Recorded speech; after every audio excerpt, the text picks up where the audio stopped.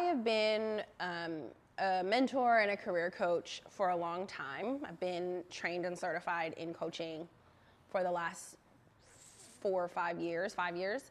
And what I have observed as a common fear for people who are starting over or are pivoting, or common fears, I should say. The first is, did I make the right decision? Was this a smart decision?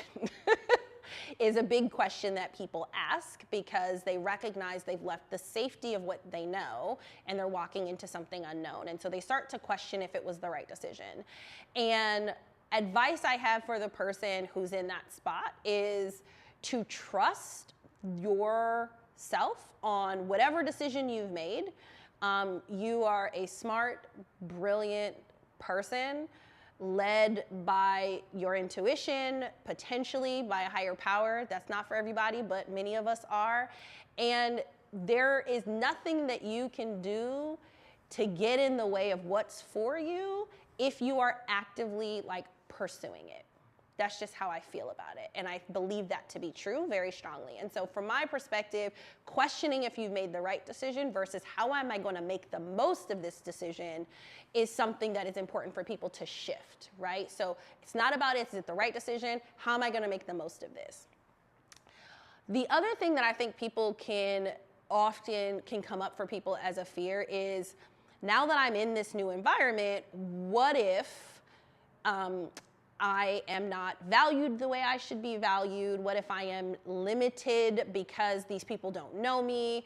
What do I do with the fact that I'm not known to everyone that's around me? And I think that is where you are the most empowered to actually shift and change and rebuild and set the path forward. You get to decide upon entering this new space how you want to be positioned. I remember I've started at new organizations or started in new roles and in new teams, and outside of the interview process or what have you, where you might have met a couple of people, you get to show them who you are. For all intents and purposes, you could show up into that space as a brand new person. So you get the opportunity to present how you want to be received. And so recognize your power in that. So, oh, well, what if, etc., versus how can I ensure that people know that these are my strengths?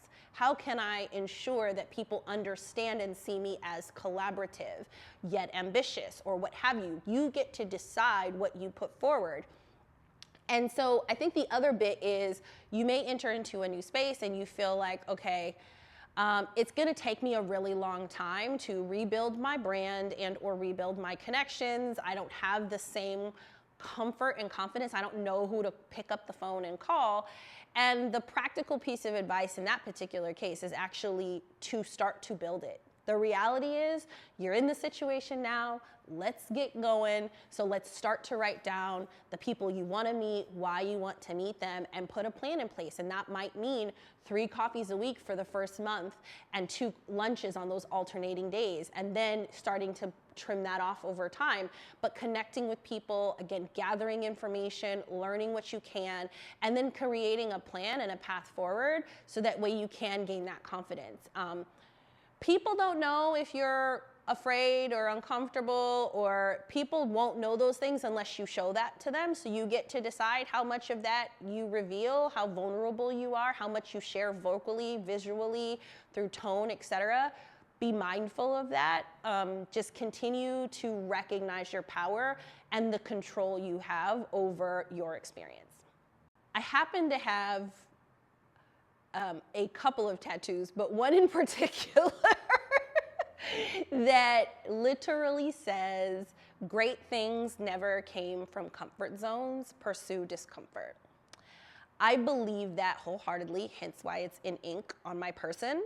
I think it's really important to recognize that you're gonna learn something net new about yourself by being in a new setting, by being in a new environment, and by changing and shifting the things that are going on around you, you're going to learn something new about yourself. And I think that that is, as a lifelong learner, as someone who loves to grow and to evolve, I think that that's really powerful. And I also think yeah, it can be scary. It can be disconcerting. It can be a little concerning. But often those kind of second guessing that's happening, like the people around you, not 100% of the time, especially as a Black person or a woman of color, there might be a few questions, but the reality is there's a reason you were hired for your role. And even if you allow that narrative of I was a diversity hire to be there, you get to go in and show them what you can do as the capable, competent, and strong person that you are. So I just encourage people to recognize that, like, you get to own it.